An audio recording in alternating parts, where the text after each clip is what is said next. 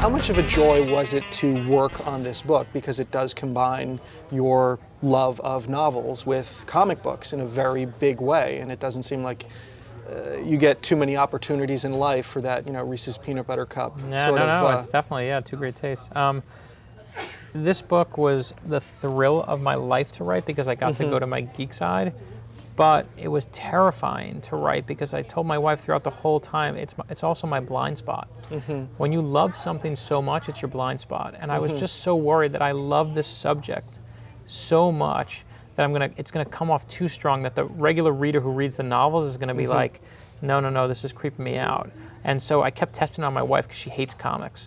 And my editor actually now hates comics. Like, doesn't want anything to do with, think they're stupid, and like, go do your coloring book thing and then come back and write a real novel for us. And I gave them both the book, and I'll never forget my editor's first response when she read the book was she said to me, my favorite parts are the Superman parts. And again, it's not because of me, it's a great story. Yeah. It's one of the great stories in American pop culture history. It's not your writing. And it's not my writing. I said it's not, I'm like, I didn't make it up, the mystery is there, the story is there. And she's like, I love the themes. I'm like, I didn't make up the themes either. The themes of Superman are universal.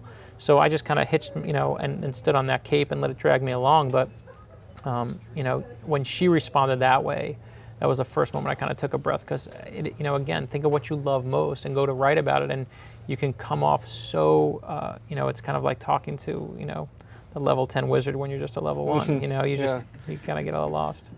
So, you're talking about being worried that this is a little indulgent, and I remember I was at an interview that you gave, a big panel, and you were talking about advice that you were giving to writers who come up to you all the time, and he had 2 ideas. The Druids guy. Yes, the Druids guy. And one was a real commercial thing that he thought I could sell in a second, and the other thing was this thing that he was really passionate about and did all sorts of research on, but he was worried that it wasn't commercial enough. And you said Druids all the way.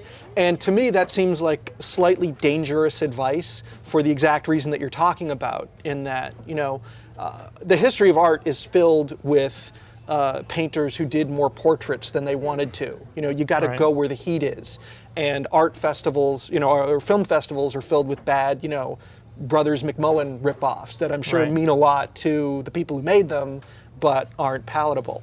But to the best audience. Ones that are made, the X factor in every piece of work, art, I don't care what the medium is does the creator love what they're doing? I believe that. I believe if you love what you're doing, it shows on the page. If you don't, it doesn't. So I would never, ever tell anyone, I wouldn't hesitate for a second and say, go write the commercial piece that you think will sell. That is bad advice to me. I just think all you're going to do, that's how you get the ripoffs. Because the ripoffs of Brothers McMullen is the guy who says it's going to sell because Brothers McMullen sold. But, don't you feel that you have to sort of earn your indulgence a little bit? Absolutely. Listen, 11 years ago, I didn't earn it. I couldn't do it. I couldn't pull it off.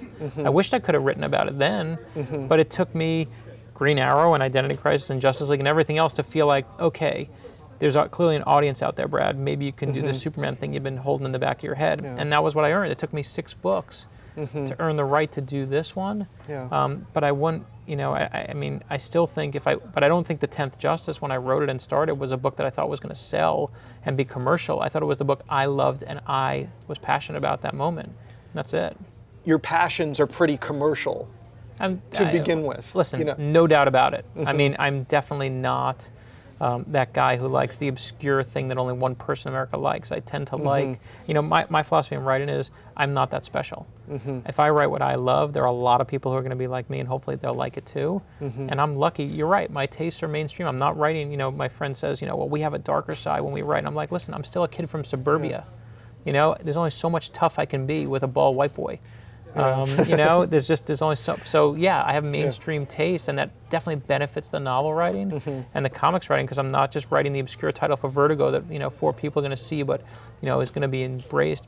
But that's just my taste. If you got your break into comics, with that obscure title from Vertigo that maybe you don't read every month, you still got to be able to do a great job. Of course, you got to pull it off. And you've got this Cain and Abel story. You're not trying to link it to the origin of Rom, the Space Knight. Right. It is Superman. It is. I might be able to do too.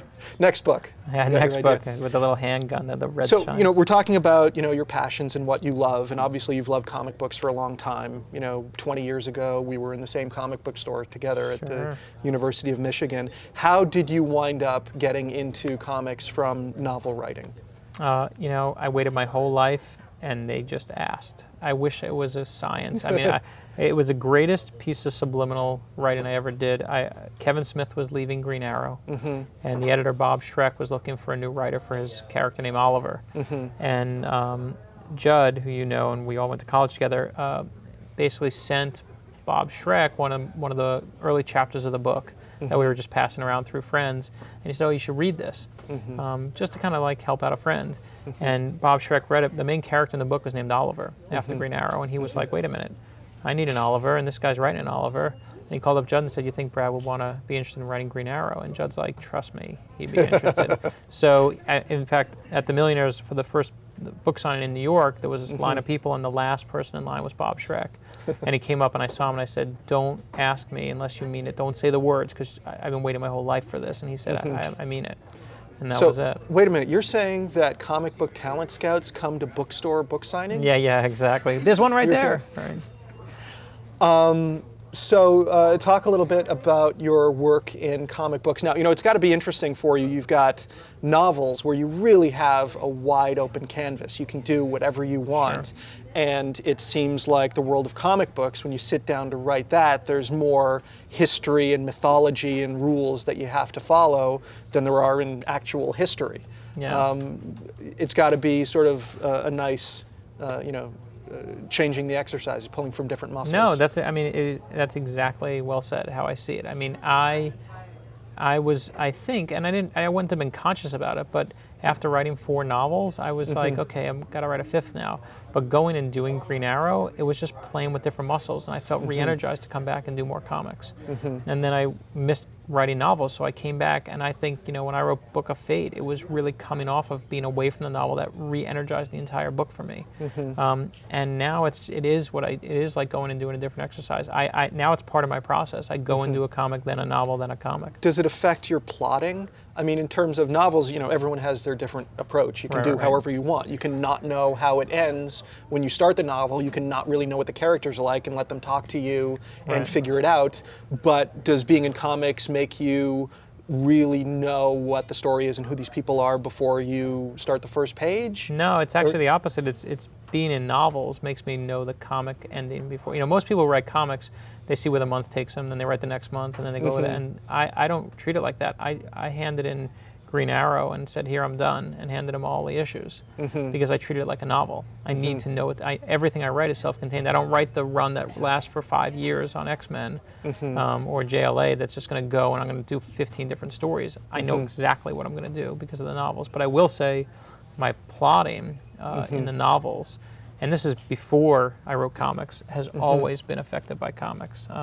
In fact, when I got hired on Green Arrow, they had a guy who wrote comics, said, I'm going to read this guy's novels and see what they're like. And his review was, it's amazing no one's found this, but comic books are 22 pages and a cliffhanger, 22 pages and a cliffhanger, and all of Meltzer's novels are short chapter and a cliffhanger, short chapter and a cliffhanger. It's the comic style put into a novel. And to me, it's like, you know, in Karate Kid, when Mr. Miyagi makes him sand the floor and paint the fence and wax the car, and eventually he learns karate. Like, when you read 40,000 comics, eventually, with 22 pages and a cliffhanger and 22 pages and a cliffhanger, it just seeps into you, and now I know karate. Well put. So read this for the karate.